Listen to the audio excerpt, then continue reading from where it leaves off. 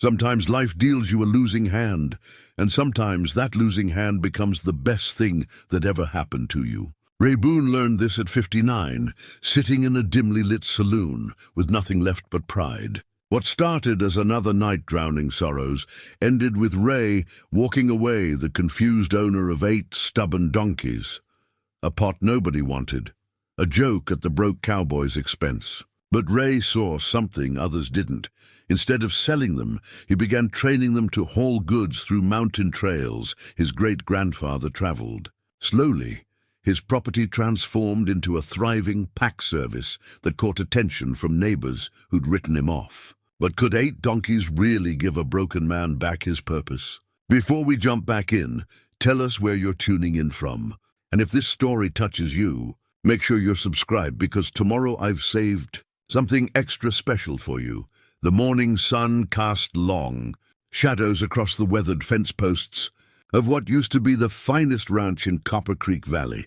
Ray Boone stood on his front porch, coffee mug in one hand, surveying the 8 donkeys that now occupied his back pasture like uninvited houseguests who'd decided to stay. The irony wasn't lost on him. 3 years ago, he'd owned 200 head of cattle and employed 6 ranch hands. Now he was the caretaker of 8 stubborn donkeys he'd won in a poker game. He shouldn't have been playing with money he couldn't afford to lose. The animals grazed peacefully. Seemingly unaware, they'd become the most expensive joke in Montana. Ray counted them again, as he had every morning for the past week. Buck, the largest male with a gray coat and white muzzle, appeared to be their unofficial leader. Belle, a smaller brown female, stayed close to Buck like a devoted wife. There was Gus, black as midnight with ears that never stopped twitching, and Dolly, whose braying could wake the dead 3 counties over. The others, Jasper, Luna, Chester, and Little Penny, formed their own social circles, each with distinct personalities Ray was beginning to recognize despite himself. "Well, aren't you a sight for sore eyes?" Ray muttered, watching Buck lift his head to study him with intelligent brown eyes that held no judgment, only curiosity. Ray's grandfather had always said animals were honest judges of character. They didn't care about your bank account or your reputation in town. They cared about how you treated them, how you carried yourself, whether you could be trusted. Right now, Ray wasn't sure he passed any of those tests. The ranch house behind him told the story of better days. Martha had loved this place, spent years turning it into a home that welcomed visitors and made neighbors feel like family. Her flower beds, now overrun with weeds, had once been the talk of the valley. The porch swing where they'd spent countless evenings planning their future hung motionless, its chains beginning to rust. Ray couldn't bring himself to sit there anymore. Too many memories, too many conversations about children they'd never had, and dreams that died with her. Inside, the house felt hollow. Martha's coffee mug still sat in the cupboard where she'd left it. Her reading glasses remained on the nightstand next to a book she'd never finish. Ray had tried to pack her things away twice, but each attempt ended with him sitting on their bedroom floor, overwhelmed by the weight of absence. The house held onto her presence like morning fog that refused to lift. The kitchen table was covered with bills and bank notices, a paper trail of his decline. The cattle had gone first, sold to pay for Martha's medical expenses. Then the equipment, the truck, most of the land. What remained was 40 acres. A house that needed more repairs than he could afford, and a barn that hadn't housed livestock in 2 years. Until now, Ray walked toward the pasture, his boots crunching on frost-covered grass. The donkeys watched his approach with varying degrees of interest. Buck stepped forward, ears alert, while the others maintained a respectful distance. Ray had spent enough time around animals to recognize the signs. They were testing him, trying to figure out what kind of man he was and whether he could be trusted. "I don't know what I'm supposed to do with you," Ray said to Buck, who tilted his head as if considering the question. "But I suppose we're stuck with each other for now." The morning routine had become familiar. Check the water, throw out some hay, count heads to make sure none had wandered off. The previous owner, a failed entrepreneur named Eddie Marsh, had left basic supplies and a folder of veterinary records. The donkeys were healthy, well-fed, and surprisingly well-trained. They responded to basic commands and showed none of the aggressive behavior Ray had expected. Still, he felt like a man trying to speak a foreign language, fumbling through gestures and hoping for understanding. A pickup truck rattled up the driveway, kicking up dust and breaking the morning quiet. Ray recognized the faded blue Ford before it stopped. Sarah Chen had been bringing him casseroles and checking on him since Martha's funeral, despite his repeated assurances that he was fine. She was a retired teacher, 62 years old, with silver hair she wore in a practical bun and eyes that missed nothing. Her late husband had owned the feed store before selling to Jake Morrison 5 years ago. "Morning, Ray," Sarah called, climbing out of the truck with a paper bag in her hands. "Brought you some fresh bread and figured I'd get a look at your new business partners." "They're not business partners," Ray said. "They're more like expensive pets I can't afford to feed." Sarah approached the fence with the confidence of someone who'd grown up around animals. Buck trotted over immediately, allowing her to scratch behind his ears. "This one's got good manners." "What's his name?" "Buck. At least that's what the paperwork says." "Hello, Buck." Sarah's voice took on the gentle tone people use with children and animals. "You're a handsome fellow, aren't you?" Buck leaned into her touch, eyes half closed with contentment.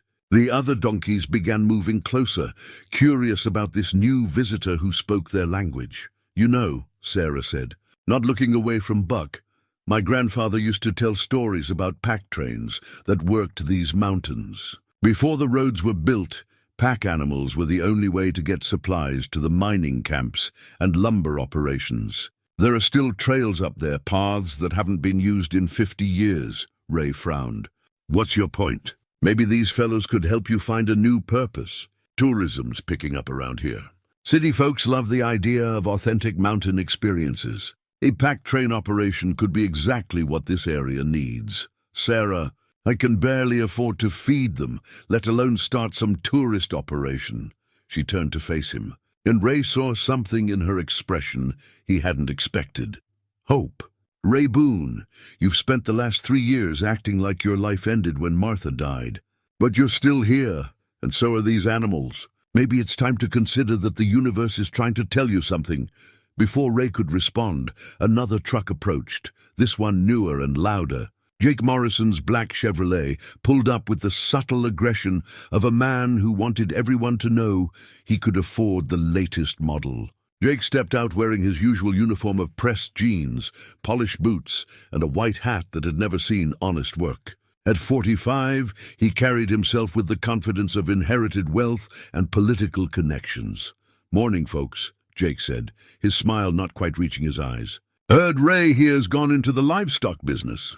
Figured I'd come see for myself." Ray felt his jaw tighten. Jake had been circling his property like a vulture for months, making casual offers to buy him out. Each conversation ended with veiled warnings about the challenges of maintaining property on a fixed income, the burden of taxes, the wisdom of accepting a fair offer while it was still on the table. "Just trying to figure out what to do with them," Ray said.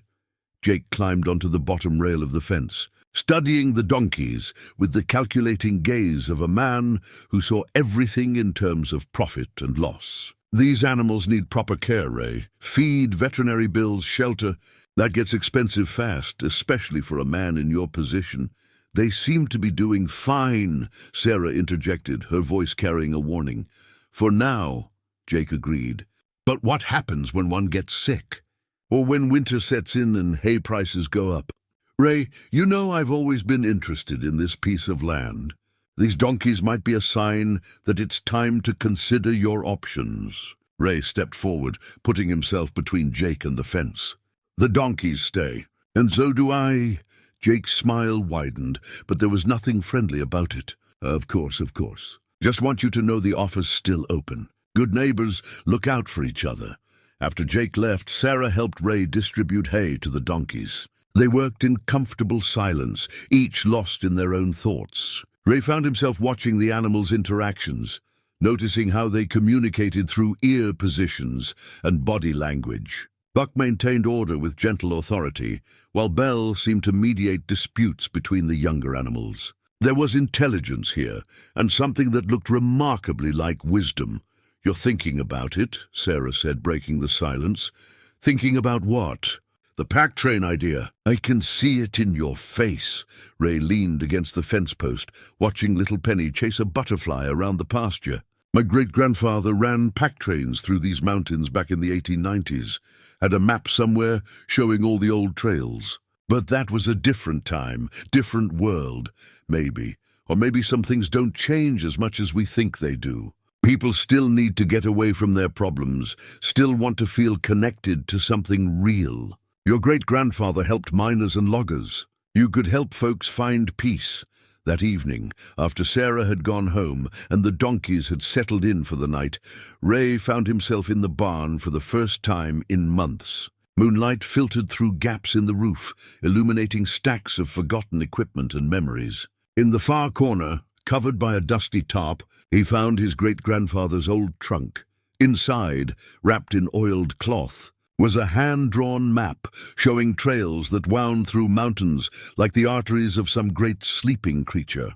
The paper was yellowed with age, but the ink remained clear. Ray traced the routes with his finger, following paths that led to hidden valleys and forgotten peaks. At the bottom of the trunk, he found leather halters still supple after decades, pack saddles designed for carrying supplies across impossible terrain, and a leather-bound journal filled with his great-grandfather's careful handwriting. "Day 12, read one entry. Reached Miller's camp with 60 pounds of flour and medical supplies. The miners were grateful, paid in silver and stories. His buck, Ray realized, performed admirably on the steep sections. These mountains test both man and animal, but they also reveal character." Ray sat on an overturned crate, surrounded by the tools of a trade he'd never thought to pursue. Outside, he could hear the donkeys moving around their pasture, settling into whatever hierarchy governed their world. For the first time since Martha's death, Ray felt something stirring in his chest that might have been hope. It was a fragile feeling, easily crushed, but undeniably present. Maybe Sarah was right. Maybe the universe was trying to tell him something. And maybe, just maybe, 8 stubborn donkeys were exactly what he needed to find his way back to the world of the living. Ray spent the next morning reading his great-grandfather's journal, each page revealing a world he'd barely known existed. Samuel Boone had been more than a pack train operator. He'd been a lifeline for communities scattered across the Montana wilderness. His routes connected isolated mining camps, logging operations, and homesteads to the outside world, carrying everything from mail and medicine to newborn calves and wedding dresses. Weather turned bad at Eagle Pass, Samuel had written in 1894. Had to shelter in Miller's cave for 2 days with Martha. She'd named her lead donkey after his grandmother, and 6 others. Used the time to repair pack saddles and share stories with Jenkins from the copper mine. These mountains teach patience above all else. Ray touched the gold chain around his neck, feeling the weight of Martha's wedding ring beneath his shirt. She'd never taken it off, not even in the hospital during those final weeks. After the funeral, he'd put it on a chain, unable to bear the thought of storing it away, but too heartbroken to see it every day. Now reading about another Martha who'd carried hope through mountain passes, he wondered what his wife would have thought about his current situation. The sound of truck doors slamming interrupted his reading. Through the kitchen window, he watched Sarah's Ford pull up alongside a rental car with out-of-state plates. Sarah emerged with a couple in their 60s, both wearing the kind of outdoor gear that suggested more money than experience. The man carried an expensive camera, while the woman studied a folded map with the intense concentration of someone accustomed to having detailed plans. Ray met them at the front door, suddenly conscious of his 3-day stubble and coffee-stained shirt. The couple introduced themselves as Robert and Linda Patterson from Seattle, visiting the area to research Linda's family history. Her great-uncle had worked in one of the old copper mines, and they'd hoped to find traces of the mining operation. "Sarah mentioned you might know something about the old trails," Linda said, her voice carrying the polite determination of a retired librarian. "We've been trying to follow this map, but most of the roads shown here don't exist anymore." Ray examined the photocopied map they'd brought. It showed the general area around Copper Creek Valley, but the detail was poor and many of the landmarks had changed over the decades. What caught his attention were the hand-drawn notations in the margins. Someone had marked pack trails and supply routes that matched almost exactly with his great-grandfather's map. "This is interesting," Ray said. "Mind if I compare it to something?" He returned with Samuel's journal and spread both maps on the kitchen table. The correlation was remarkable. The Pattersons' map showed the mine locations, while Samuel's routes connected them like a transportation network, designed by someone who understood both the terrain and the people who depended on it. "Your great-grandfather's handwriting?" Sarah asked, studying the journal. "Samuel. Boone. He ran pack trains through here from 1890 to 1910. Looks like he probably supplied the mine." "Your uncle worked at Linda's." Eyes lit up with the excitement of an unexpected discovery. "Do you think any of those trails are still passable?" Ray considered the question. He'd hunted these mountains as a young man, knew many of the ridgelines and hidden valleys. Some of the old trails had been converted to logging roads, others had grown over, but the basic routes remained. The mountains didn't change much in 100 years, most of them probably. But it would take the right kind of transportation. Something sure-footed, able to carry supplies, handle steep terrain. Sarah smiled, and Ray realized he'd walked directly into her trap.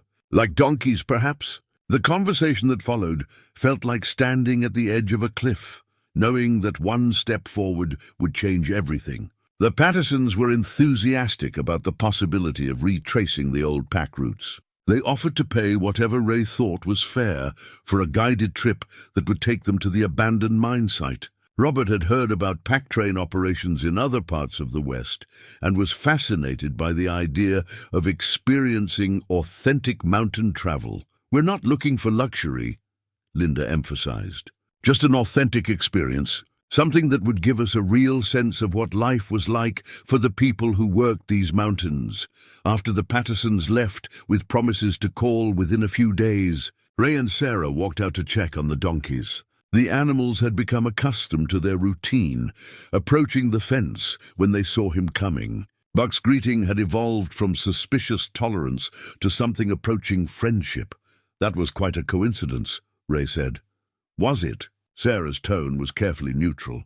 "Or maybe the world's smaller than we think, and people are always looking for the same things. Connection, meaning, a sense of being part of something larger than themselves." Ray watched the donkeys graze, noting how they moved as a group but maintained individual personalities. Buck was the leader, but Belle was the strategist, often directing the others toward better grass or shade with subtle movements. The younger ones, Jasper and Luna, had formed a friendship based on mutual mischief, while old Chester preferred to graze alone near the back fence. "I don't know the first thing about running a pack operation," Ray admitted, "but you know these mountains. You know animals, and you've got your great-grandfather's notes." "That was more than a century ago, Sarah. Different equipment, different expectations. Some things don't change. People still need to feel connected to the land, to understand their history. Your great-grandfather provided a service these mountains needed. Maybe they need it again, just in a different way." That evening, Ray returned to the barn with a kerosene lantern and began a systematic exploration of the equipment he'd inherited. Most of Samuel's original gear had been stored with the care of someone who understood its value. The pack saddles were works of art, designed to distribute weight evenly across a donkey's back while allowing for the natural movement of the animal. The leather was dry but sound, darkened with age and the honest wear of hard use.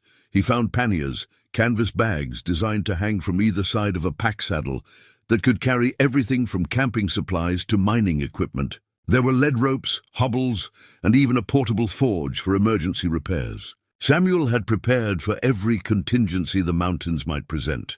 The halters were perhaps the most impressive pieces. Hand-carved from local wood and fitted with brass hardware that showed only minor tarnish, they represented hundreds of hours of careful craftsmanship.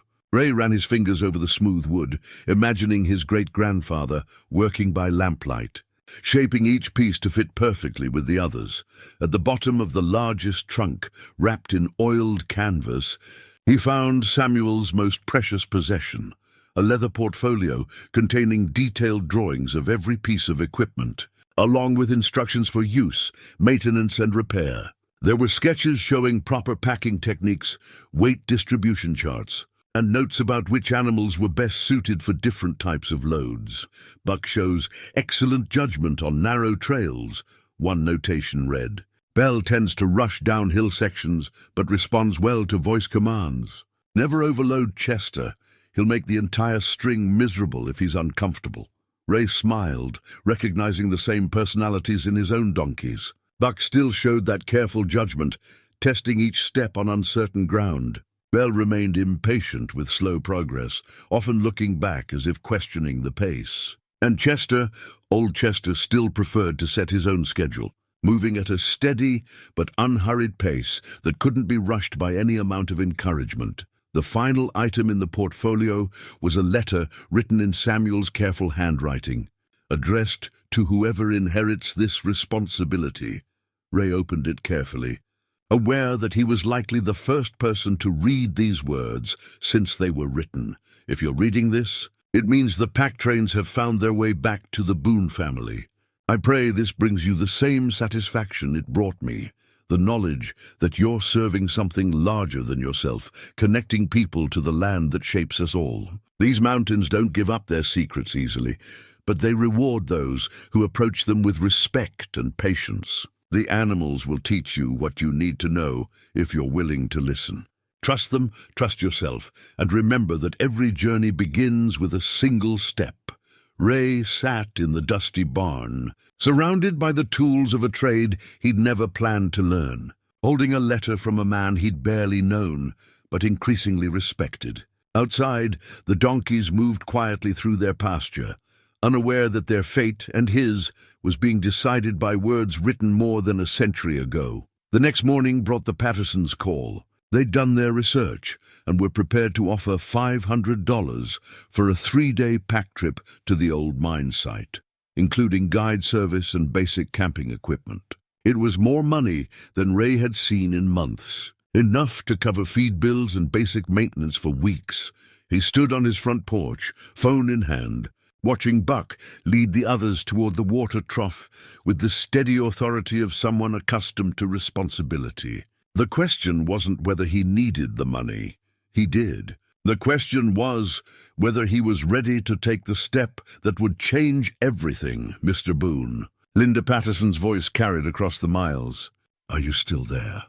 Ray touched Martha's ring through his shirt, feeling its familiar weight. She'd always believed in second chances, in the possibility of renewal even after the worst losses. Maybe it was time to find out if she'd been right.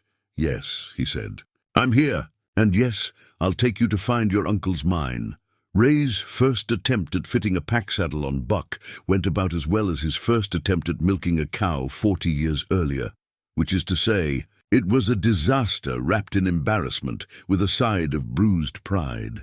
Buck stood patiently while Ray fumbled with straps and buckles, but his ears swiveled in what Ray was beginning to recognize as polite bewilderment.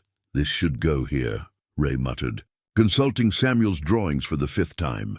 "And this strap connects to... No, that's not right either." Buck turned his head to watch Ray's efforts with the kind of patient resignation usually reserved for watching children attempt adult tasks. When Ray finally stepped back to assess his work, the saddle sat at an angle that would have dumped any load within 50 yards. I know," Ray said to Buck's reproachful expression. "Your great-granddaddy would be laughing at me right now." Sarah arrived as Ray was making his 3rd attempt, this time with slightly better results. She climbed out of her truck carrying a thermos of coffee and a box of her homemade cookies, both of which Ray accepted gratefully. "How's the training going?" she asked, though Buck's lopsided saddle probably answered the question. "About as well as you'd expect, from a man who's never packed anything more challenging than a lunch cooler." Sarah approached Buck with the confidence of someone who'd spent a lifetime around farm animals. She adjusted the saddle pad, repositioned the saddle, and tightened the girth with economical movements that made Ray's fumbling look even more amateurish. My husband used to say that working with animals was like dancing. You have to learn their rhythm before you can lead. She scratched Buck behind the ears, earning a contented sigh. This fellow's got good manners. He's been trying to help you get it right. Ray studied Buck's expression, noting the calm attention in his eyes. How can you tell? Look at his posture. If he was annoyed or uncomfortable, his ears would be back and he'd be shifting his weight. Instead, he's standing square and relaxed, letting you learn at your own pace. That's the mark of an animal that's been well-trained and well-treated. Over the next hour, Sarah walked Ray through the basics of pack saddle fitting, explaining the importance of even weight distribution and proper padding. The equipment Samuel had left was perfectly designed, but required understanding of its purpose. Each strap and buckle had a specific function. Every measurement had been calculated to work with donkey anatomy and mountain terrain.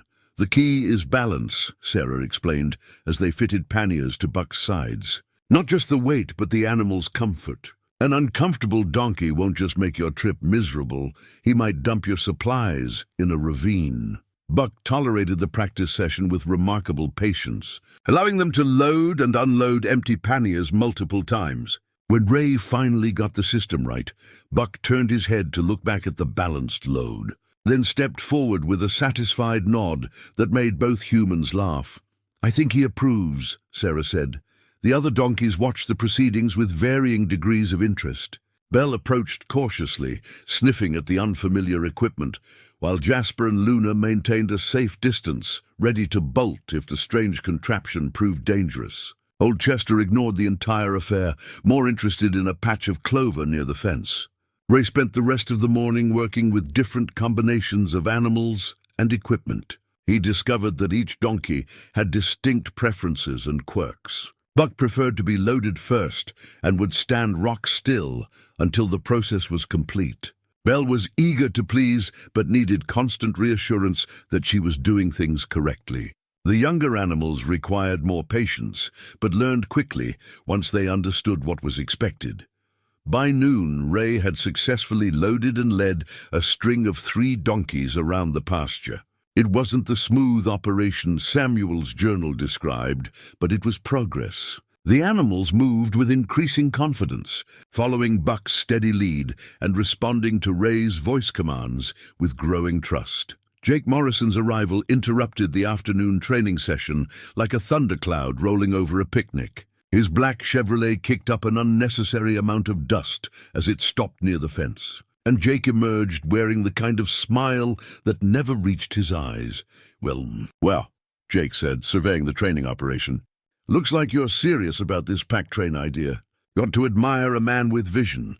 Ray continued adjusting Belle's load, not looking up from his work. Just figuring out what I inherited. These old trails can be dangerous, Ray.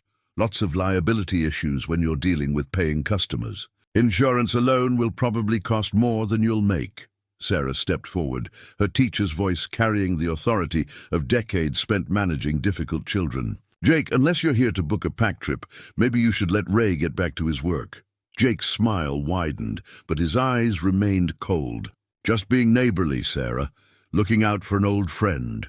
He climbed onto the fence rail, his posture casual, but his attention focused on the animals. You know, Ray, I've been thinking about our previous conversations. This land has potential, but maybe not for what you're planning. What kind of potential? Ray asked, though he suspected he didn't want to hear the answer. Development potential. Vacation homes, maybe a resort. People with real money are looking for properties like this. Close to town, but with mountain views. The kind of investment that could set you up for life. Ray finished securing Belle's load and turned to face Jake directly. I'm not interested in selling, not even for the right price. We're talking about serious money here, Ray. Enough to buy a nice condo in town, cover all your expenses, maybe even leave something for... Jake paused, realizing Ray had no children to inherit anything. Well, enough to live comfortably for the rest of your days. The conversation was interrupted by Buck's distinctive bray, a sound that seemed to express exactly what Ray was thinking about Jake's offer. The other donkeys joined in, creating a chorus of disapproval that made Sarah laugh and Jake frown. "Sounds like they're voting no," Sarah said. After Jake left, muttering about stubborn old men and missed opportunities, Ray and Sarah continued the training session. The interruption had actually served a purpose. The donkeys had remained calm during a stressful situation, in proof that they were becoming accustomed to strangers and unexpected events. "He's not going to give up easily," Sarah warned as they watched Jake's truck disappear down the valley road. "Let him try. This land has been in my family for 3 generations. It's not for sale." That evening, Ray sat on his front porch reading more of Samuel's journal by lamplight. The entries described the daily routine of pack train life. The early mornings, the careful attention to animal welfare, the satisfaction of delivering supplies to people who desperately needed them. But they also revealed something else, the deep contentment that came from meaningful work. "Today marked 2 years since I started this operation," Samuel had written. "Martha, the donkey, has become so reliable that I sometimes think she knows the routes better than I do. There's something profoundly satisfying about work that serves a real purpose, but being part of the connection between communities and the wider world."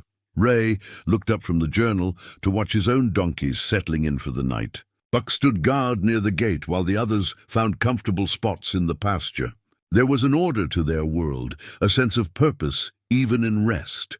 For the first time since Martha's death, Ray felt like he might be building something instead of just maintaining what remained. The feeling was fragile, easily shattered by doubt or setback, but it was there. Tomorrow he would practice loading the donkeys again, work on his technique, maybe even attempt a short trail ride around the property. The Pattersons would arrive in 2 weeks, expecting a professional guide who knew what he was doing. Ray wasn't there yet, but he was learning.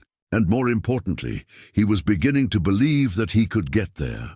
The morning of Ray's first real trail ride dawned clear and cold, with frost painting the pasture grass silver in the early light. He'd spent the previous evening studying Samuel's notes about mountain weather and trail conditions, learning that his great-grandfather had possessed an almost supernatural ability to read the sky and predict changes hours before they arrived.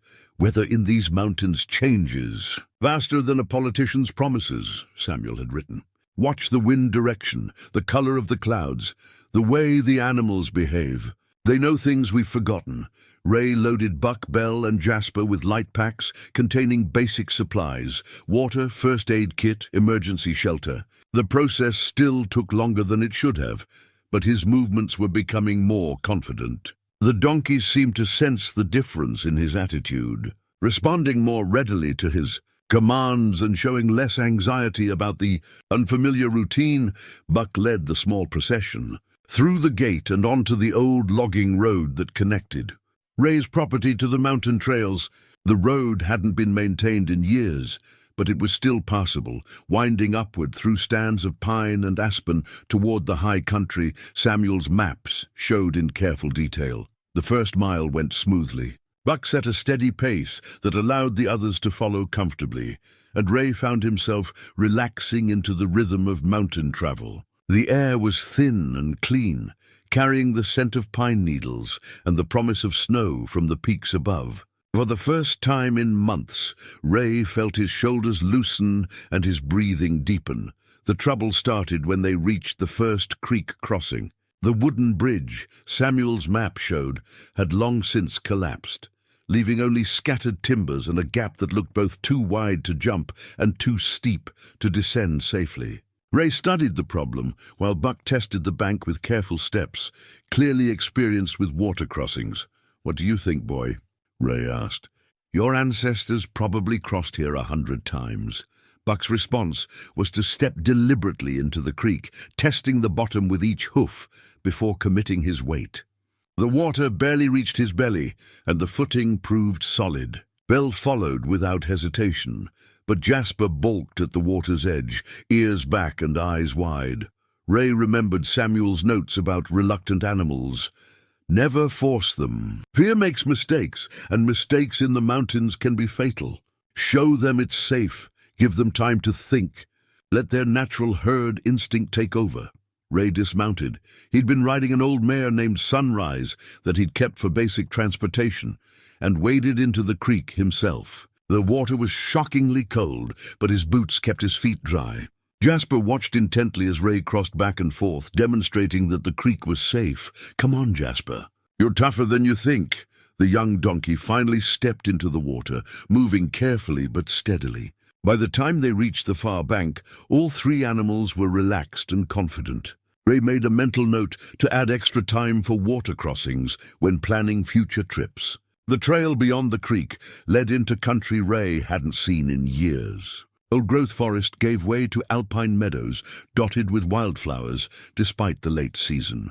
The view from Eagle Ridge showed the entire valley spread below, with the town of Copper Creek looking like a collection of toy buildings in the distance. Ray consulted Samuel's map and found the exact spot where his great-grandfather had sketched the same view more than a century earlier.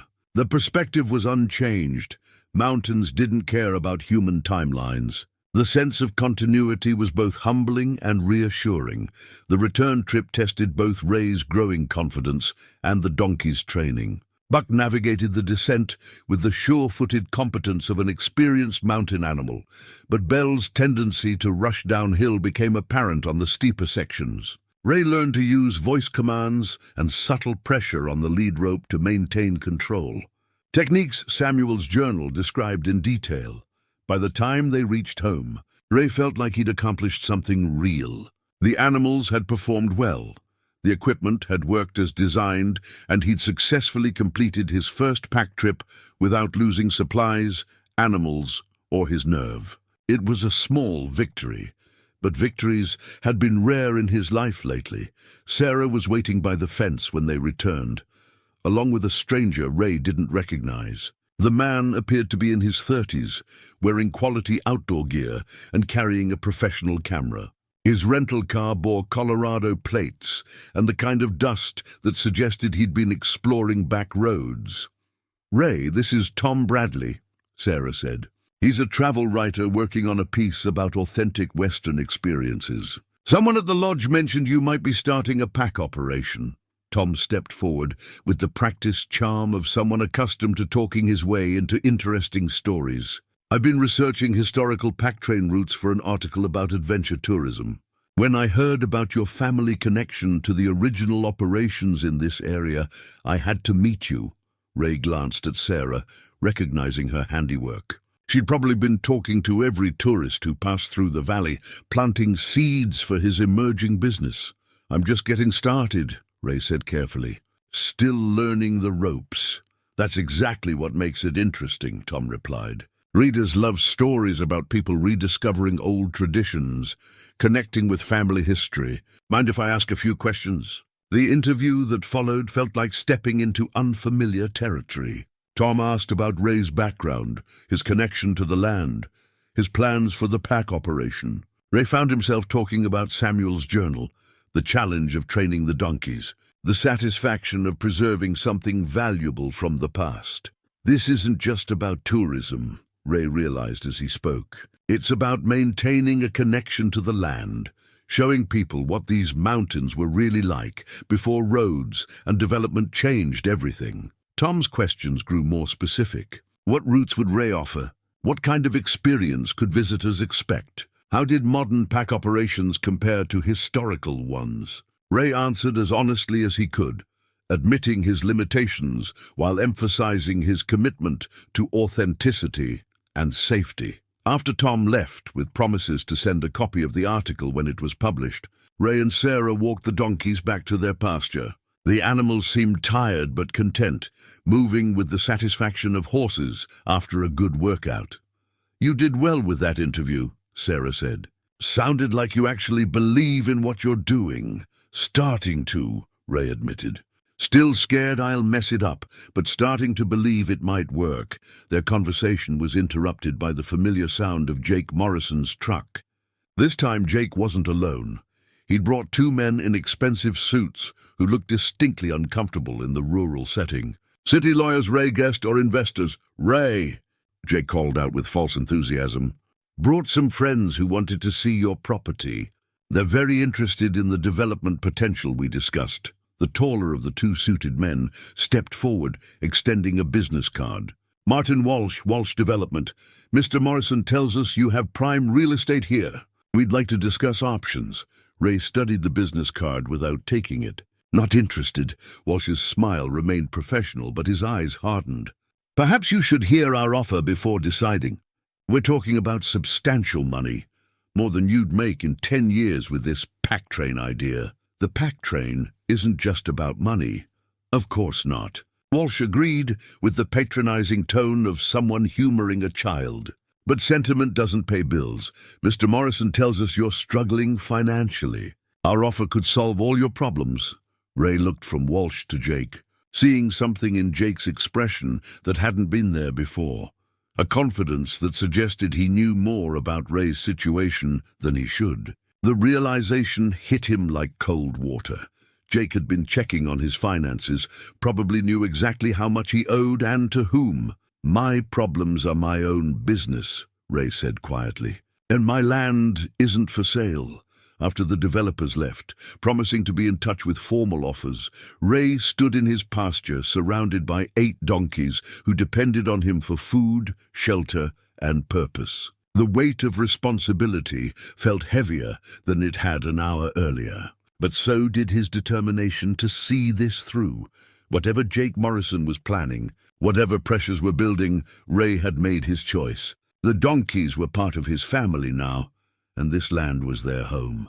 He'd find a way to make it work. The Patterson expedition began at dawn on a Thursday morning in late September, with the first serious frost of the season painting the meadow grass white and the donkey's breath forming small clouds in the crisp air. Ray had spent the previous evening checking and rechecking every piece of equipment, consulting Samuel's journal for weather signs, and trying to quiet the voice in his head that insisted he was about to make a fool of himself in front of paying customers. Robert and Linda Patterson arrived promptly at 6 o'clock, dressed in the kind of high-end outdoor gear that cost more than Ray's monthly grocery budget, but had probably never seen honest dirt. Their enthusiasm was genuine, though, and they listened attentively as Ray explained the basics of pack train travel and introduced them to the animals. "This is Buck," Ray said, watching the lead donkey submit gracefully to Linda's attempts at ear-scratching. "He'll be carrying most of your camping supplies. Buck's great-great-granddaddy worked these same trails with my great-grandfather. How can you be sure of the genealogy?" Robert asked, adjusting his expensive camera settings. Ray consulted Samuel's breeding records, another treasure he'd discovered in the barn. Samuel kept detailed notes. "Buck's bloodline goes back to an animal named Thunder, imported from Spain in 1889. These aren't just pack animals. They're a heritage breed specifically adapted to mountain work." The loading process went more smoothly than Ray had dared hope. Buck stood patiently while Ray secured the panniers containing tents, sleeping bags, and cooking supplies. Belle carried food and water, while Jasper handled the lighter gear. Ray had decided to limit the first trip to 3 animals, wanting to maintain control while he learned to manage paying customers. Sarah arrived as they were making final preparations, ostensibly to say goodbye, but actually to provide moral support. She'd helped Ray practice the speech he'd prepared about trail safety and emergency procedures, timing it to be informative without being intimidating. "Remember," she whispered as the Pattersons fussed with their day packs, "you know these mountains better than anyone. Trust yourself." The first mile followed the familiar route Ray had practiced, winding upward through pine forest toward Eagle Ridge. The Pattersons proved to be ideal customers, interested in everything, respectful of the animals, and physically capable despite their age. Linda asked intelligent questions about the mining history, while Robert documented everything with his camera. The original trail would have been narrower, Ray explained as they climbed, falling naturally into the rhythm of storytelling Samuel's journal had demonstrated. Pack trains traveled single file, with the lead animal setting the pace. My great-grandfather wrote that a good lead donkey were three ordinary ones, Buck's ancestor. Thunder could navigate fog so thick you couldn't see the next animal in line. Buck's ears swiveled at the sound of his name, and he seemed to straighten with pride at the family connection. The other donkeys followed his steady pace, picking their way carefully over rocks and roots with the sure-footed confidence that had made their breed famous among mountain travelers. The first challenge came at Widow's Creek, where spring runoff had carved a deeper channel than Ray remembered from his scouting trip. The water was higher and faster than expected, requiring careful evaluation before attempting the crossing. Ray studied the current while Buck tested the bank, both of them remembering Samuel's warnings about overconfidence near water. "Is there a problem?" Linda asked, though her tone suggested trust rather than concern. "Just being careful," Ray replied. "The mountains teach patience." He was quoting Samuel without realizing it, the old man's wisdom becoming part of his own understanding. Buck's crossing was textbook perfect, careful, steady, with no wasted motion. Bell followed immediately, but Jasper hesitated at the water's edge, remembering his reluctance from the practice trip. This time, however, peer pressure and growing confidence overcame fear. The young donkey entered the water without human encouragement, learning to trust his own judgment. "Remarkable," Robert said, capturing the crossing with his camera. "You can see them thinking, making decisions." Ray felt a surge of pride that surprised him with its intensity. "They're not machines. Each one has personality, preferences, strengths, and weaknesses. The trick is learning to work with what they bring to the team." The trail beyond Widow's Creek led into country Ray hadn't visited since his youth. High meadows where his father had taken him hunting. Hidden valleys where mountain sheep grazed in the early morning light. The sense of coming home was stronger than he'd expected, connecting him not just to Samuel's legacy, but to his own memories of a time when the future had seemed full of possibility. At Eagle Ridge, they stopped for lunch and consultation of the historical maps. The view spread below them like a living geography lesson, with the old mine sites visible as scars on distant mountainsides. Linda used binoculars to trace the routes supply trains would have followed, while Robert photographed the vista Samuel had sketched in remarkable detail more than a century earlier. "Uncle Henry worked the Copper Crown mine," Linda said, pointing to a collection of ruined buildings barely visible on the far ridge. "The family story says he walked down to Copper Creek every Saturday to collect mail and buy supplies." Ray checked Samuel's journal and found multiple references to the Copper Crown operation. "Your uncle probably knew my great-grandfather. Samuel made regular runs to that mine from 1895 to 1902. When it played out, the connection between past and present felt tangible on the mountain ridge, with autumn wind carrying the same sense Samuel would have experienced, the same sense of vast space and timeless endurance. Ray found himself speaking about the land with an eloquence that surprised him, describing not just the geography, but the culture that had grown from it. "People think the West was all cowboys and gunfights," he said, "but most of it was folks like Samuel and your uncle. People working hard in difficult country, building communities wherever they could find a foothold. The descent to their camping spot tested everyone's skills." Buck navigated the steep terrain with experienced confidence, but Bell's tendency to rush required constant attention. Ray learned to read the subtle signs of animal fatigue and adjusted their pace accordingly. Another lesson from Samuel's extensive notes about animal welfare. Their camp that evening occupied a protected meadow Samuel had used regularly, with good water, shelter from wind, and grass for the donkeys. Ray hobbled the animals near the creek and watched them settle into grazing with the contentment of creatures in familiar surroundings. "This feels like something I should have been doing all my life," he told Sarah later that evening, speaking quietly into his satellite phone while the Pattersons explored the area around camp. "Maybe you were," Sarah replied. "Maybe it just took the right circumstances to bring it out." That night, lying in his sleeping bag under stars that seemed close enough to touch, Ray listened to the donkeys moving quietly through the meadow. Buck's occasional snort, Belle's contented sighs, Jasper's restless movements. They were becoming as familiar as his own breathing. For the first time since Martha's death, Ray felt like he was building something instead of just maintaining what remained.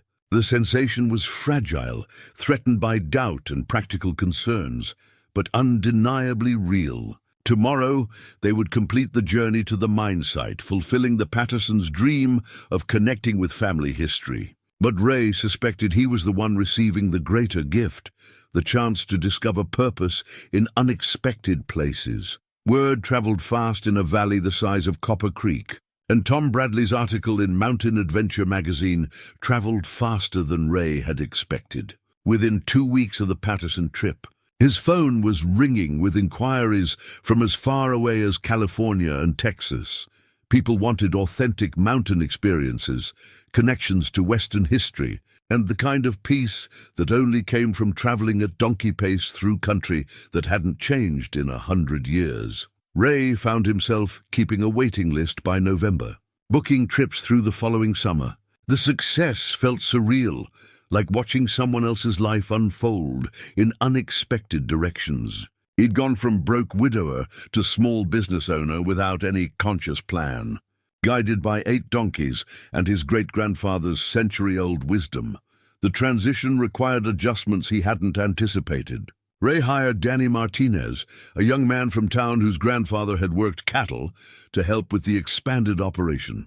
Danny proved to have a natural way with the animals and an eagerness to learn that reminded Ray of his own youth. Together, they built additional shelter for the donkeys, improved the trail access from Ray's property, and developed a system for managing multiple trips per week. Buck's become quite the celebrity, Danny observed one morning as they prepared for a group trip. The lead donkey seemed to understand his importance, carrying himself with increased dignity and responding to commands with professional efficiency. Sarah's role had evolved too, though neither of them had formally discussed the change. She handled bookings, managed supplies, and served as Ray's unofficial business advisor. Their evening conversations had moved from his front porch to her kitchen table, where they planned routes over coffee and homemade pie while reviewing customer feedback and discussing improvements. "You're becoming indispensable," Ray told her one evening as they calculated revenue projections for the following season. "Good," Sarah replied with a smile that suggested she found the arrangement satisfactory. "I was getting tired of retirement anyway." The change in their relationship was gradual but unmistakable. Ray found himself looking forward to their planning sessions, appreciating Sarah's practical intelligence and steady support. When she suggested they attend the county fair together, ostensibly to promote the pack operation, Ray accepted with an eagerness that had nothing to do with business marketing. Jake Morrison's reaction to Ray's success was predictably hostile. What had started as casual pressure evolved into active sabotage. Fences were cut, allowing the donkeys to wander onto neighboring property. Trail markers disappeared. False complaints about environmental damage reached the Forest Service, requiring Ray to prove his operation met all regulations. "Someone's been spreading rumors about your permits," Sheriff Davidson warned during a routine visit, "saying you're operating illegally on public land." "I know it's not true, but you might want to document everything more carefully." Ray suspected Jake's involvement, but couldn't prove it. The harassment was subtle, designed to create problems without leaving evidence. Most concerning was the night someone scattered broken glass near the water trough, forcing Ray to search every inch of the pasture before allowing the donkeys out the next morning. "He's trying to make you give up," Sarah said, after Ray described the latest incident. "Make the business too difficult to maintain." "Won't work," Ray replied, but privately he worried about the animals' safety. The donkeys had become more than business assets. They were family, individuals with personalities and quirks he'd grown to love. Buck's morning greeting, Belle's demanding attention when she felt neglected, Jasper's playful mischief, losing any of them would be devastating. The pressure mounted when Walsh Development made their formal offer, 3 times what Ray had originally paid for the property, enough money to eliminate all his debts and provide comfortable retirement. The offer came with a deadline and subtle threats about regulatory problems that could shut down his operation. "Think about it logically," Martin Walsh urged during their meeting at the bank. "You've proven the pack train concept works, but this land could serve a larger purpose. A resort development would bring jobs, tax revenue, real prosperity to the valley." Ray studied the development plans Walsh had brought. Hundreds of vacation homes scattered across the mountainsides, golf courses carved from meadows where deer grazed, ski runs replacing trails Samuel had mapped. The vision was impressive and probably profitable, but it looked nothing like the valley Ray had grown up in. "What happens to the wildlife?" Ray asked. "We'll preserve some habitat areas," Walsh assured him. "Work with environmental groups to minimize impact. And the historical sites. The old mine workings, the original trails?" Walsh's pause was telling. "Progress requires some sacrifices. But we'll create interpretive displays, maybe a small museum." That evening, Ray walked his property boundaries in the gathering dusk, followed by Buck and several of the other donkeys who'd learned to treat him as part of their herd. The land looked different when viewed as a development site. Not rolling meadows, but building lots. Not forested hills, but potential ski runs. At the old cemetery where his great-grandfather was buried, Ray found Samuel's headstone weathered but still readable. He connected mountains to men and men to mountains. Below that, in smaller letters, the trails remember. "What would you do?" Ray asked the headstone, though he suspected he knew the answer. Samuel had faced his own pressures. Railroads that made pack trains obsolete, mining companies that wanted exclusive access to mountain routes, government policies that favored development over tradition. He'd adapted when possible, resisted when necessary, and somehow preserved what mattered most. The donkeys grazed quietly around the cemetery, comfortable in the presence of the dead and unburdened by concerns about the future. Buck wandered over to investigate Samuel's headstone, sniffing the carved letters with curiosity before moving on to better grass. Ray's phone buzzed with a text from Sarah. "Tom Bradley's article won a travel writing award. He wants to do a follow-up piece about successful pack operations. You're becoming famous." The irony wasn't lost on him. Success had brought not just financial security but renewed purpose, yet it had also attracted attention he didn't want and pressure he wasn't sure he could handle. The simple life he'd been rebuilding was becoming complicated in ways he hadn't foreseen. Back at the house, Ray spread Samuel's maps across the kitchen table and studied the routes his great-grandfather had traveled. The trails connected communities that no longer existed, served needs that had long since disappeared, yet something essential had survived. Not just the physical paths, but the idea that mountains and people belonged together. That some things were worth preserving regardless of economic pressure. His phone rang, another booking inquiry. This one from a family reunion planning a memorial trip for their grandfather, who'd been a forest ranger in the area. Ray found himself saying yes before checking his schedule, motivated by the connection between past and present rather than by profit. Later, as he checked on the donkeys for the last time that evening, Ray reflected on the strange turns his life had taken. A year ago, he'd been a broken man with nothing left to lose. Now he was the guardian of a heritage he'd barely understood, responsible for animals who depended on him and customers who trusted him to show them something real. The challenges weren't over. Jake's sabotage would probably escalate. The development pressure would continue, and winter would test his ability to maintain the operation through harsh weather. But for the first time in years, Ray felt ready for whatever came next. He had purpose, partnership with Sarah, and 8 donkeys who taught him that sometimes the best way forward was the oldest way. The discovery came by accident, as the most important revelations often do.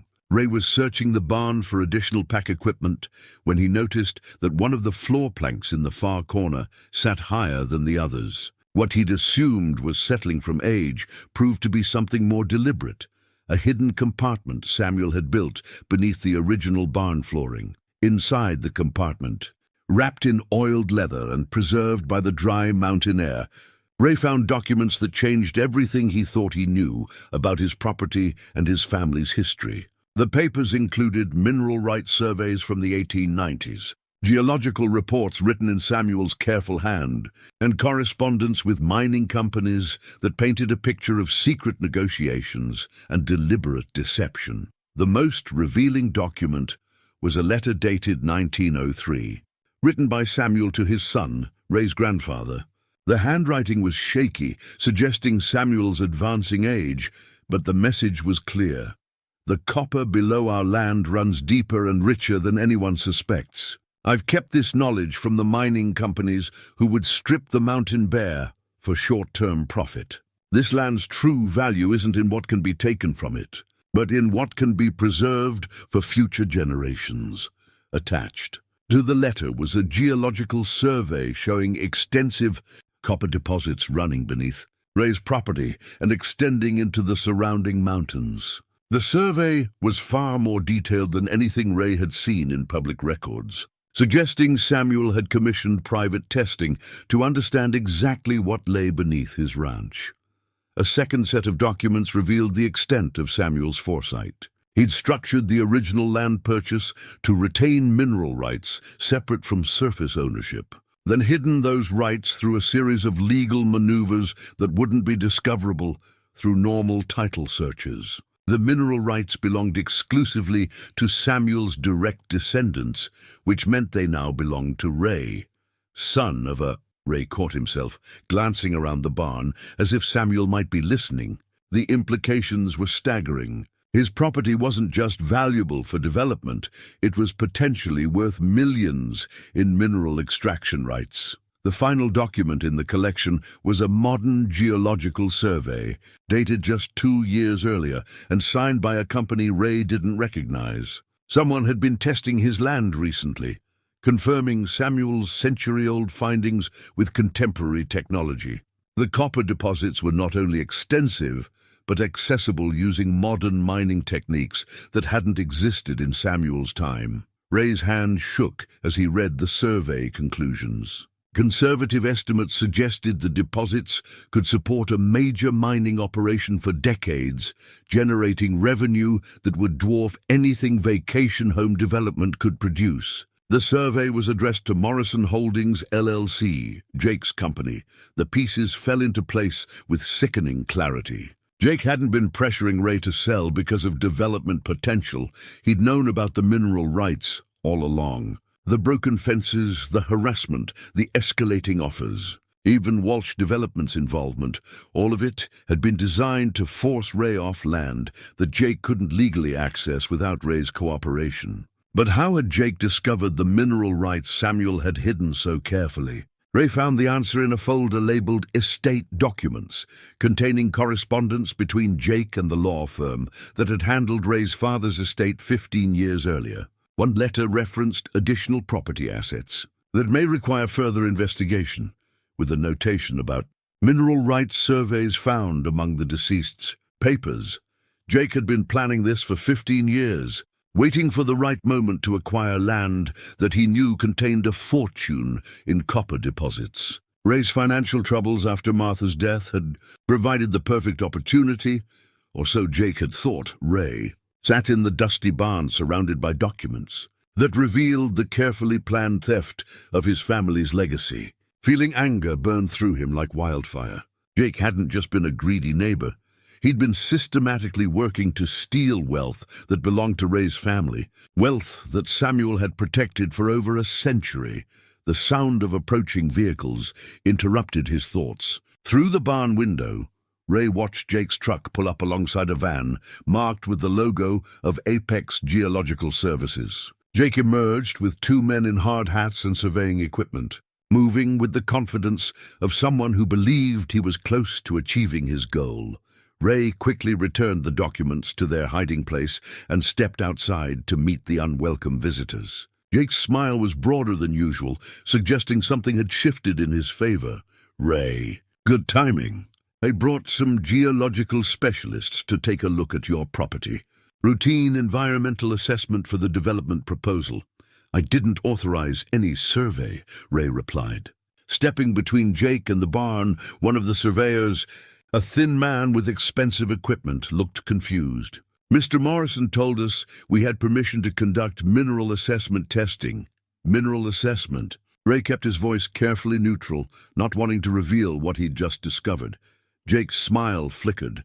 "Just covering all the bases. Environmental regulations require comprehensive surveys before any development can proceed."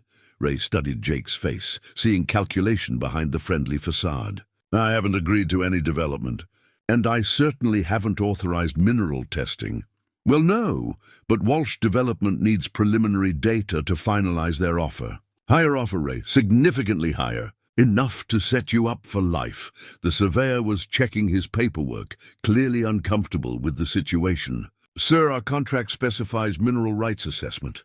That's different from environmental surveying." Jake shot the man a warning look, but the damage was done. Ray now understood that Jake had been planning to use fake surveys to confirm what he already knew about the copper deposits. Probably building a case for eminent domain or environmental restrictions that would force Ray to sell. "I think there's been a misunderstanding," Ray said carefully. "I'm not interested in any kind of survey right now." After the geological team left, looking confused and muttering about communication failures, Jake lingered by his truck. His friendly mask had slipped, revealing something harder underneath. "Ray, I've tried to be patient with you, but this development is going to happen, with or without your cooperation. The county needs the tax revenue and people need jobs. You can be part of the solution or you can be part of the problem. Is that a threat?" Jake's smile was cold. "It's reality. Men like us, we understand how the world works. Sometimes you have to make hard choices for the greater good. Men like us." Ray stepped closer, feeling anger override caution. "I know what you've been doing, Jake. The harassment, the sabotage, the pressure tactics. But I also know why you're really doing it." Something shifted in Jake's expression. Surprise, calculation, then a harder resolve. "I don't know what you think you know, but you're playing in a league that's way above your head. This is bigger than pack trains and tourist trips. This is about real money, real power, and real theft," Ray replied quietly. Jake studied Ray's face for a long moment, then shrugged. "Prove it." After Jake left, Ray returned to the barn and carefully examined the hidden documents again. Samuel's foresight was remarkable. He'd not only preserved the mineral rights, but created a paper trail that would be nearly impossible to challenge legally. The surveys, the correspondence, even the geological reports were all properly documented and witnessed. But Ray also understood the magnitude of what he was facing. Jake had political connections, financial resources, and 15 years of preparation. He wouldn't give up easily, and Ray suspected the pressure tactics would escalate now that Jake knew his secret was compromised. That evening, Ray called Sarah and asked her to come over for what he described as an urgent conversation. When she arrived, he spread the documents across his kitchen table and watched her face change as she understood the implications. "How much are we talking about?" Sarah asked after reading the geological surveys. "Millions, maybe tens of millions." Sarah sat back in her chair, studying Ray's face. "What are you going to do?"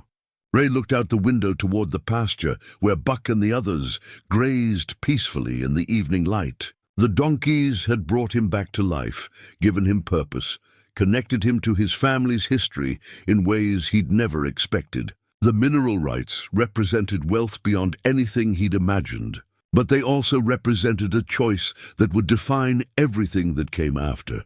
"Samuel hid these documents for a reason," Ray said finally. "He could have sold the mineral rights and made his family wealthy. Instead, he chose to preserve the land. Maybe it's time I figured out why." Sarah reached across the table and took his hand. "Whatever you decide, you don't have to face it alone." Outside, Buck's distinctive bray echoed across the valley, followed by answering calls from the other donkeys. They were settling in for the night, trusting that their pasture would be there tomorrow, that the man who fed them would continue to protect them. Ray had built something worth preserving, something that connected past and future in ways that had nothing to do with money. The battle with Jake Morrison was just beginning, But Ray finally understood what he was fighting for. The legal papers arrived on a Monday morning in December, delivered by a process server who looked apologetic about disturbing Ray's breakfast. Morrison Holdings LLC was filing suit to establish mineral rights ownership, claiming that Ray's family had never held valid title to the subsurface deposits beneath his property. The lawsuit painted Ray as a naive rancher attempting to claim assets he'd never owned, while positioning Jake as a legitimate businessman, protecting his investment in properly researched mineral claims. Ray read the documents twice, recognizing the careful legal language designed to obscure rather than clarify. Jake's lawyers had constructed a narrative that dismissed Samuel's careful planning as amateur-hour incompetence, suggesting that the hidden documents were either forgeries or legally meaningless. The suit asked the court to award mineral rights to Morrison Holdings and to issue an injunction preventing Ray from interfering with geological surveys. "They're trying to steal your inheritance in broad daylight," declared Patricia Williams, the attorney Sarah had recommended. Patricia specialized in property law and had a reputation for fighting development interests that threatened rural communities. She reviewed Samuel's documents with the careful attention of someone who understood their potential value. "These papers are legitimate," Patricia confirmed after spending 2 hours examining the surveys and correspondence. "Your great-grandfather was remarkably thorough. But Jake's lawyers are smart. They're arguing that mineral rights law was different in Samuel's time, that modern regulations supersede historical claims." The legal strategy became clear as Ray and Patricia studied the opposing arguments. Jake's team was betting that a rural court would favor economic development over historical preservation, especially when millions of dollars in tax revenue were at stake. They'd lined up expert witnesses to testify that Ray's documents were legally invalid under contemporary law. "What are our chances?" Ray asked. Patricia's expression was cautiously optimistic. "Better than they think. Samuel's documentation is extraordinarily complete, and he clearly understood the legal implications of his actions. But court cases like this can go either way, especially when there's this much money involved." The lawsuit triggered a chain reaction throughout Copper Creek Valley. Jake's political allies pushed for expedited hearings, arguing that delayed development was costing the county valuable revenue. Environmental groups rallied to support Ray, viewing his PAC operation as a model for sustainable land use. Local businesses split between those who supported tourism-based development and those who favored more intensive economic activity. Ray found himself at the center of a controversy that extended far beyond his personal situation. The case was covered by regional newspapers and outdoor magazines, turning him into an unlikely symbol of resistance against corporate land grabbing. Supporters sent letters and small donations, while opponents questioned his right to prevent economic development that could benefit the entire community. The pressure was intensified by Jake's escalating tactics. Mysterious regulatory inspections appeared without warning, forcing Ray to prove his operation met standards that seemed to change daily. Anonymous complaints about environmental damage required expensive expert reports to refute. His insurance company received reports of high-risk activities that threatened to cancel his coverage entirely. Most disturbing was the night someone cut the fence between Ray's property and the national forest, allowing his donkeys to wander onto public land where they could be impounded for trespassing. Ray discovered the break during his morning check and spent hours tracking down all 8 animals, finding them grazing peacefully in a meadow 2 miles from home. Buck had led the group to safety, but the incident demonstrated Ray's vulnerability to sabotage.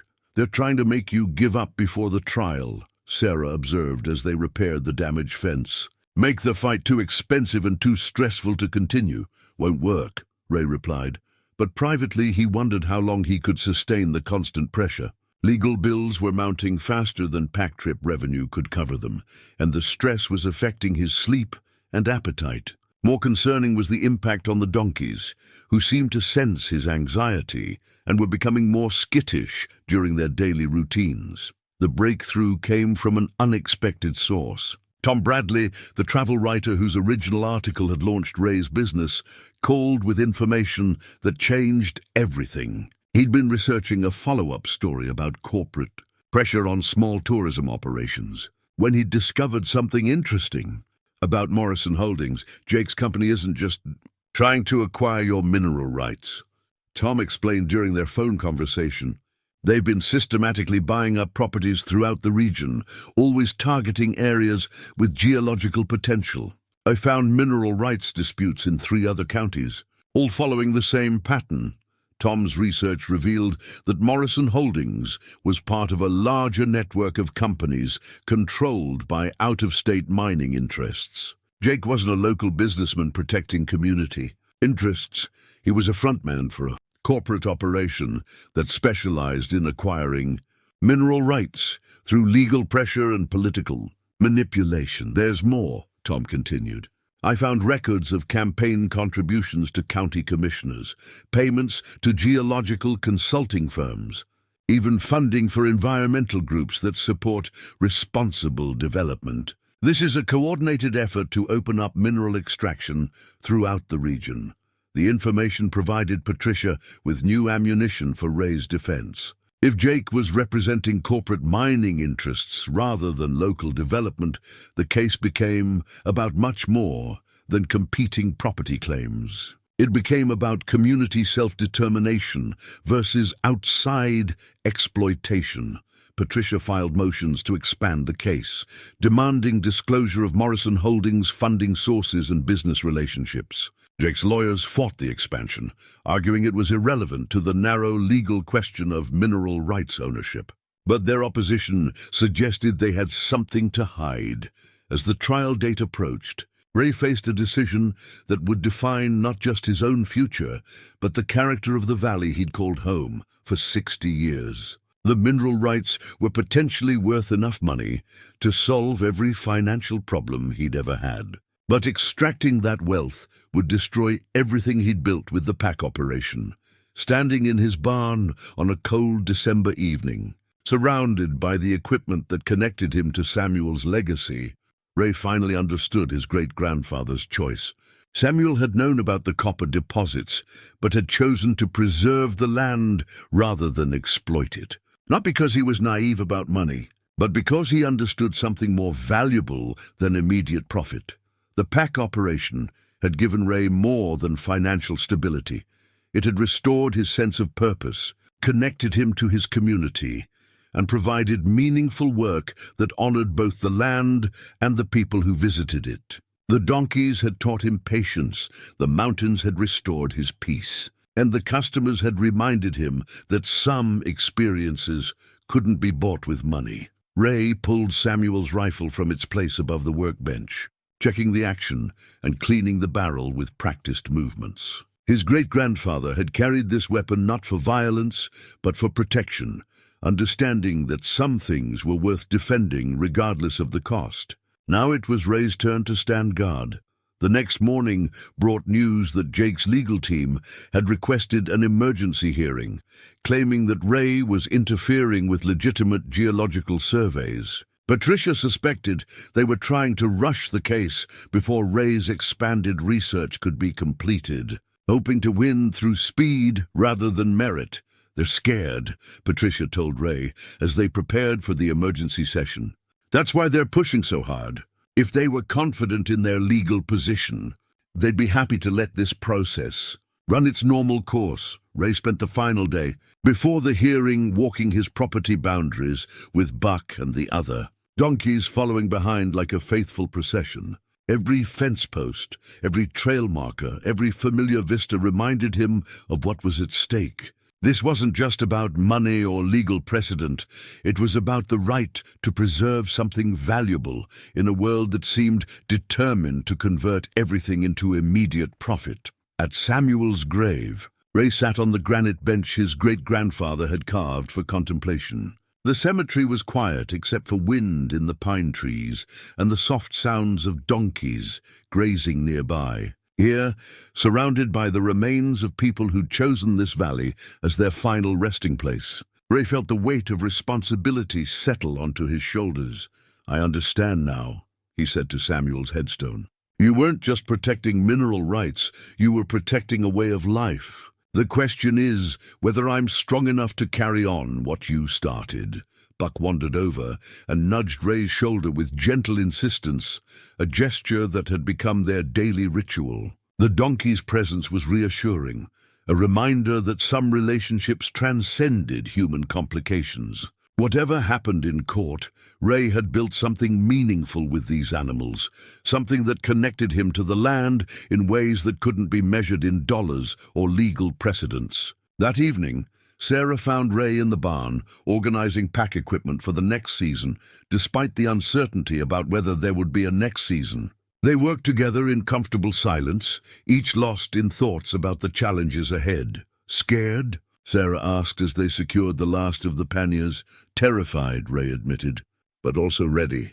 Jake's been planning this for 15 years. Tomorrow, we find out if that's enough." Outside, the donkeys settled into their evening routine, trusting that their world would remain stable despite the human drama surrounding them. Ray envied their certainty, their ability to live in the present without worrying about legal battles or financial pressures. But he also understood that their peace depended on his willingness to fight for it. The battle for Copper Creek Valley would be decided in a courtroom, but the real victory would be measured in preserved trails, protected wildlife, and the continued operation of a pack train that honored the past while serving the present. Win or lose, Ray had found his purpose. Now he needed to prove it was worth defending. The Copper Creek County Courthouse had seen its share of property disputes over the decades, but nothing quite like the hearing that convened on a frigid January morning, with standing room only and television cameras recording from the back of the courtroom.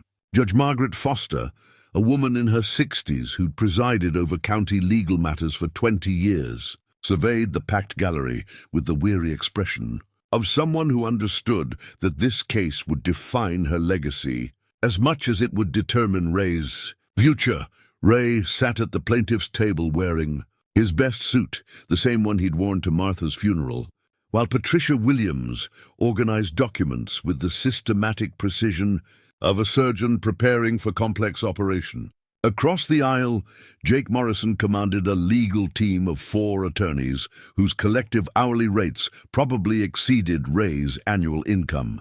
The contrast was deliberate and intimidating. "Mr. Boone," Judge Foster began, "you're claiming ownership of mineral rights your family has held for over a century. Mr. Morrison's company disputes those claims. I understand both parties have substantial documentation to present." Patricia rose first, approaching the bench with the confidence of someone who'd spent weeks preparing for this moment. "Your Honor, we'll demonstrate that Samuel Boone legally acquired and properly preserved mineral rights to his property through careful planning and complete documentation. These rights have been maintained by his heirs for 3 generations. Jake's lead attorney, a polished man named Richardson who'd flown in from Denver, presented the opposing argument with theatrical flair. "Your Honor, we'll show that Morrison Holdings has conducted extensive research demonstrating that these alleged mineral rights were never properly established under territorial law, and that contemporary regulations require new mineral claims to follow current procedures." The first witness was Professor Elena Vasquez, a historian from the State University who'd spent 2 weeks examining Samuel's documents. She testified about the legal framework that governed mineral rights in 1890s Montana Territory, explaining how Samuel's careful documentation met all contemporary requirements for establishing and maintaining subsurface claims. Mr. Boone understood territorial law quite well. Professor Vasquez explained, consulting Samuel's correspondence with territorial officials. His mineral rights claims were filed properly, recorded in the appropriate county offices, and maintained according to regulations that remained valid when Montana achieved statehood. Richardson's cross-examination attempted to undermine her testimony by highlighting changes in mining law since Samuel's time. But Professor Vasquez had anticipated the challenge. producing federal statutes that specifically protected validly established territorial claims from retroactive legal challenges. The morning's second witness proved more problematic for Ray's case. Dr. Marcus Webb, the geological consultant Jake's team had hired, testified that modern mineral extraction required access that would be incompatible with Ray's current land use. His PowerPoint presentation showed theoretical mining operations that would require removing vegetation, building access roads, and establishing processing facilities that would eliminate any possibility of continued pack train operations. Mineral extraction and tourism are fundamentally incompatible, Dr. Webb concluded. Mr. Boone can't have it both ways. Either he allows responsible mineral development that benefits the entire community, or he continues his recreational business that prevents economic utilization of valuable natural resources. Patricia's cross-examination revealed Dr. Webb's financial relationship with Morrison Holdings, including consulting contracts worth hundreds of thousands of dollars. More damaging was her demonstration that his geological assessments were based on outdated data that didn't account for modern selective extraction techniques that could access copper deposits without devastating surface areas. Dr. Webb, are you familiar with precision mining techniques that access specific mineral veins without disrupting entire surface areas? Patricia asked. Well, theoretically, but the economics of such operations, the economics aren't the question, Doctor. The question is whether mineral extraction necessarily requires destroying existing land use. Isn't that correct? Dr. Webb's reluctant admission that selective mining was technically feasible undermined Jake's argument that mineral development required total surface control. The afternoon session began with Jake's personal testimony, delivered with the smooth confidence of someone accustomed to persuading others. He presented himself as a local businessman committed to community development, painting Ray as a well-meaning but naive rancher who didn't understand the economic implications of his position. I've lived in this valley my entire life, Jake testified.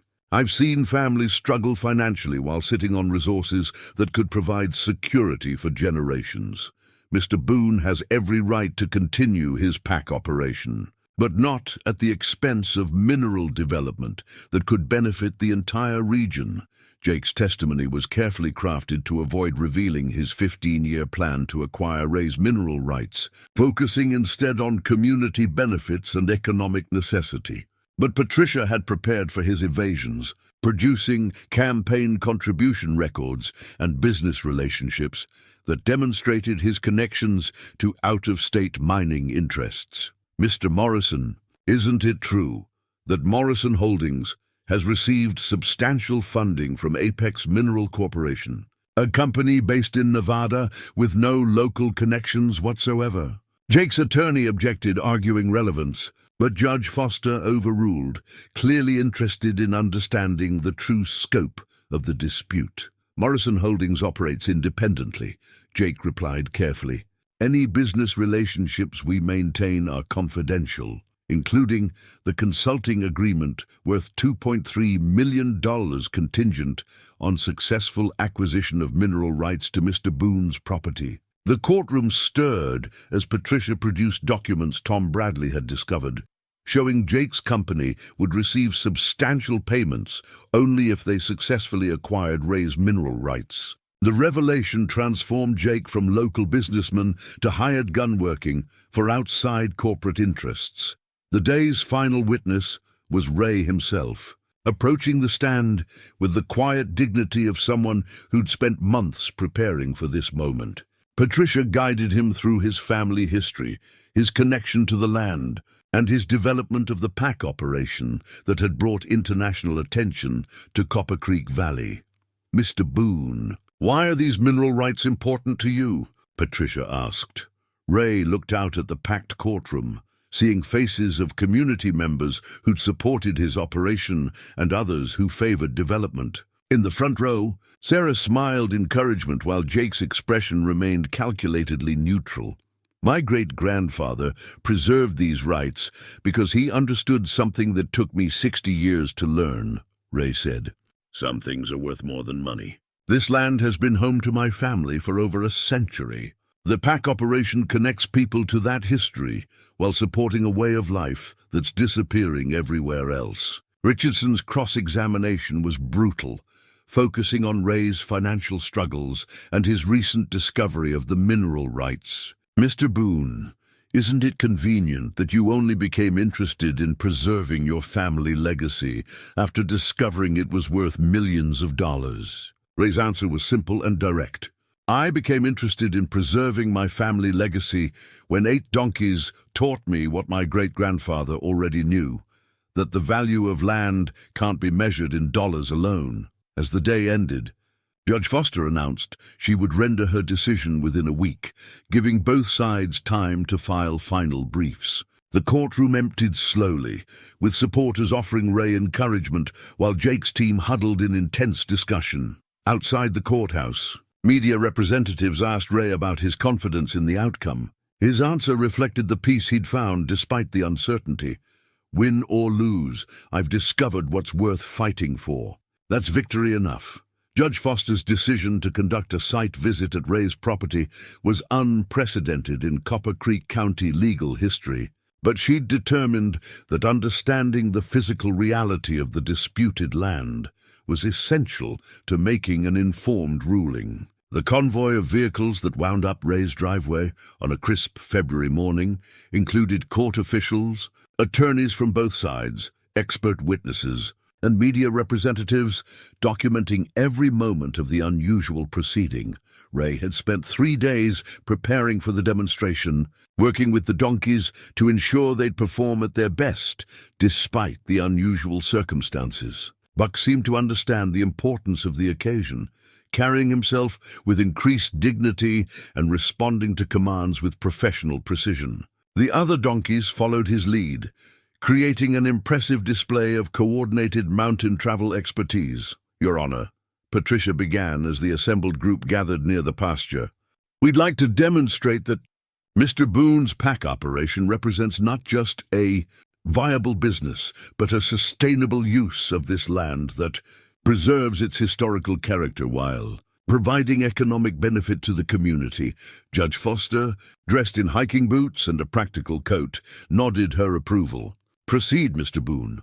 Show us what your great-grandfather's legacy looks like in practice. Ray had chosen a route that would showcase both the animal's capabilities and the land's natural beauty. The demonstration began with the loading process, each donkey accepting its pack with calm efficiency. Buck's panniers contained camping supplies and historical artifacts from Samuel's collection, while Belle and Jasper carried lighter loads that included lunch for the entire group. The key to successful pack operations is understanding each animal's personality and capabilities.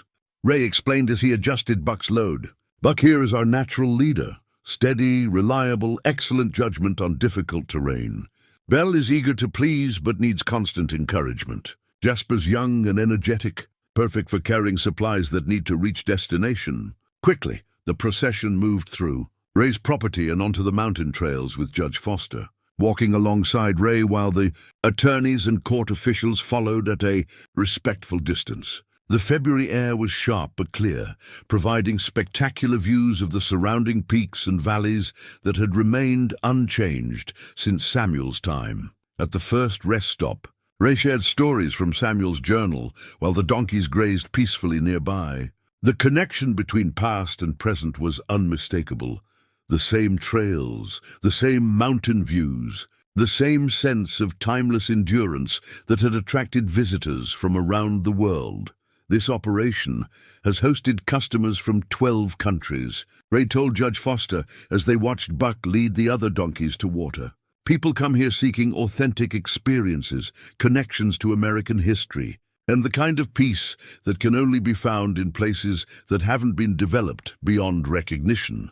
Dr. Elena Vasquez, the historian who testified about Samuel's mineral rights, pointed out landmarks that appeared in the original territorial surveys. The trails Mr. Boone uses are identical to routes Samuel mapped in the 1890s. This represents genuine historical preservation, not recreation or interpretation. Jake's attorneys attempted to minimize the demonstration's significance, arguing that tourism revenue couldn't justify preventing mineral development worth millions of dollars. But their argument seemed hollow in the face of the actual experience Judge Foster was having. At Eagle Ridge, the highest point of the demonstration route, Ray spread Samuel's original maps alongside contemporary geological surveys. The comparison showed how little the essential landscape had changed, despite more than a century of technological advancement.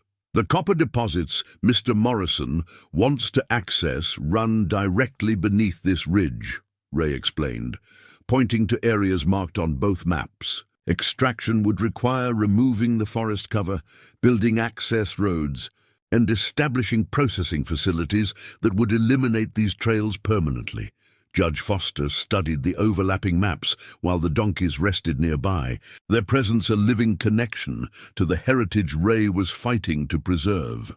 When she looked up, her expression suggested she was beginning to understand the true scope of the decision she faced.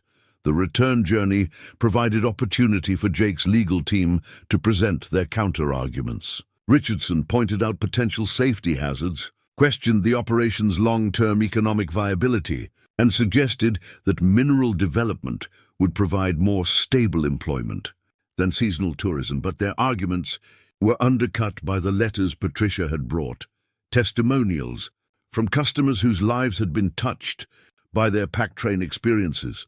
Judge Foster read several aloud during the final rest stop, including a note from a veteran who'd found peace in the mountains after struggling with PTSD, and a family who'd scattered their grandfather's ashes at a location Ray had helped them reach.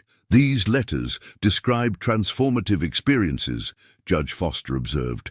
People don't write with this kind of emotion about economic development projects. The demonstration concluded at Ray's barn, where Samuel's equipment was displayed alongside contemporary pack gear. The connection between past and present was undeniable. The same commitment to craftsmanship, the same understanding of animal behavior, the same respect for the land that had shaped mountain culture for generations. Jake's final argument focused on community economic needs, claiming that mineral development would provide jobs and tax revenue that tourism couldn't match. But his case was weakened by revelations about his company's outside funding and the temporary nature of extractive industries. Mining operations typically last 10 to 15 years, Patricia countered. Mr. Boone's pack operation can continue indefinitely, providing sustainable income while preserving the land for future generations.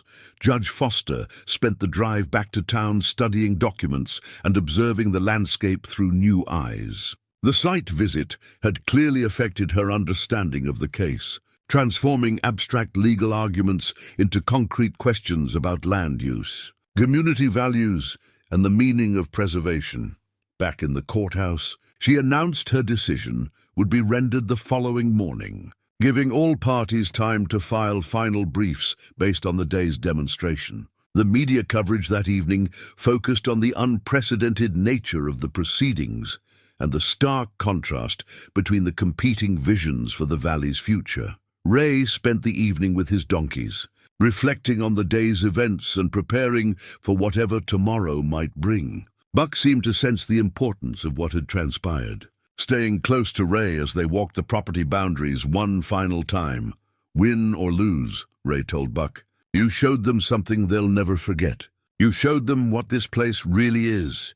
The donkey's response was a gentle nudge that spoke volumes about trust, partnership, and the bonds that connected them to the land they all called home. 6 months after Judge Foster's ruling in favor of Ray's mineral rights ownership, the transformation of both man and valley was remarkable. The morning sun cast golden light across the newly installed trail marker at the entrance to Ray's property. Boone Heritage Trail, established 1890, restored 2025, experience history at donkey pace.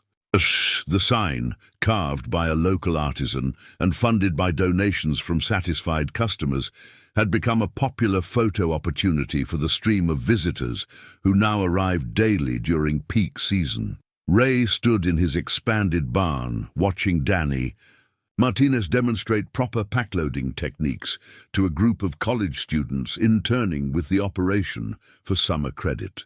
The barn itself told the story of their success: new stalls for the donkeys, climate-controlled storage for equipment, and a small museum displaying Samuel's artifacts alongside contemporary pack gear. What had started as desperate improvisation had evolved into a professional operation that employed 6 people and served as a model for heritage tourism throughout the region. Buck, now something of a celebrity after appearing in National Geographic and several documentary films, supervised the training session with the dignified patience of an elder statesman. The lead donkey had learned to pose for photographs and seemed to enjoy the attention, though he remained most content when actually working on mountain trails. His offspring, Belle had delivered a healthy colt in the spring, were already showing signs of inheriting their father's natural leadership abilities. The key is reading their body language,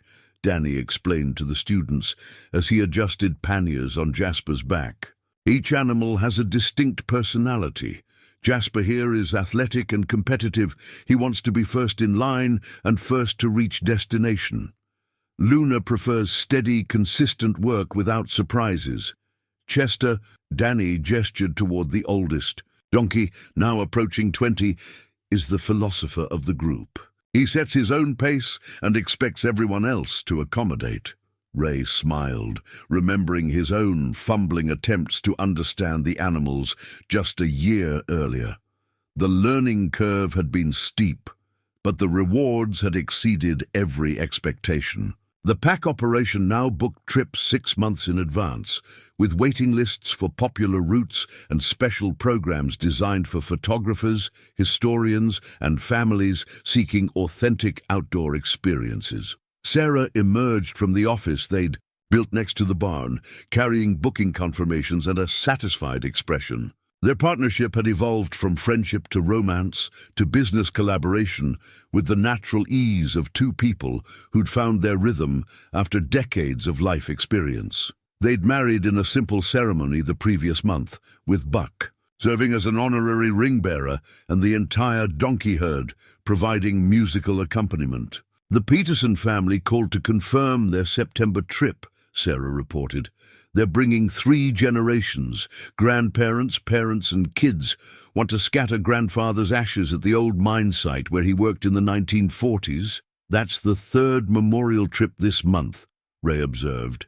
People are finding healing in these mountains. The phone rang with another booking inquiry, this one from a writer researching a book about pack train culture. Ray had grown comfortable with media attention, understanding that publicity helped preserve not just his own operation, but similar efforts throughout the West. The coverage had attracted academic interest, tourism investment, and most importantly, community pride in their unique heritage. Jake Morrison had disappeared from the valley after Judge Foster's ruling, his development company dissolving amid investigations into campaign finance violations and fraudulent mineral claims in other counties. The property he'd hoped to acquire for mining was now protected by conservation easements Ray had negotiated with state and federal agencies, ensuring that future generations would find the trails as unspoiled as Samuel had left them. The ruling itself had become precedent-setting case law, strengthening protection for historical mineral rights and establishing new standards for community input in development decisions. Law schools taught the case as an example of how individual determination could prevail against corporate pressure, while environmental groups cited it as proof that preservation and prosperity weren't mutually exclusive. Ray's morning routine now included checking weather conditions for 3 different trail routes, reviewing customer feedback from the previous day's trips, and planning seasonal adjustments to their program offerings. The work was demanding but satisfying in ways his old ranching life had never provided. Every trip served a purpose beyond profit, connecting people to history, land, and their own capacity for adventure. At the old cemetery where Samuel rested, Ray found the new headstone he'd commissioned for his great-grandfather. The inscription remained simple, but now included recognition of Samuel's foresight. He connected mountains to men and men to mountains. The trails remember, and the legacy continues. Buck had developed a habit of visiting the cemetery during their morning walks, as if acknowledging his connection to the donkey heritage that made their work possible. Ray often found himself talking to Samuel during these visits, sharing news about successful trips, challenging customers, and the constant joy of watching 8 donkeys demonstrate their individual personalities to delighted visitors. The future stretched ahead with the kind of promise Ray hadn't felt since his youth. Plans were developing for winter programs featuring snowshoe trips with donkeys carrying supplies. A partnership with the state university would bring student researchers to study mountain ecology while experiencing historical transportation methods. International visitors had expressed interest in extended expeditions that would follow Samuel's original routes to defunct mining camps, now accessible only by foot and hoof. Most satisfying was the knowledge that the land would remain protected for future generations. The conservation easements prevented development while allowing continued traditional use, ensuring that children not yet born would have the chance to experience mountains as they'd existed for millennia. The donkeys would continue carrying visitors up trails that predated roads, automobiles, and the urgent pace of modern life. That evening, as the last tour group returned and the donkeys settled into their pasture for the night, Ray and Sarah sat on their front porch, reviewing the day's successes and planning tomorrow's adventures. The house Martha had loved was alive, again with purpose and possibility, filled with the sounds of people who'd found meaningful work in unexpected places. Buck's familiar bray echoed across the valley, answered by calls from his companions as they established their evening hierarchy and settled into rest. The sound carried promise of morning adventures, mountain trails, and the continuing story of a man who discovered that sometimes the best way forward was the oldest way. In the distance, storm clouds gathered over the peaks, promising the kind of weather that tested both animals and humans while revealing character. Ray checked the barometer and made notes for tomorrow's trail conditions, already anticipating the challenge of guiding customers through changing mountain weather with the wisdom Samuel's journal had provided. The donkeys would be ready. After all, they'd been preparing for this work for over a century.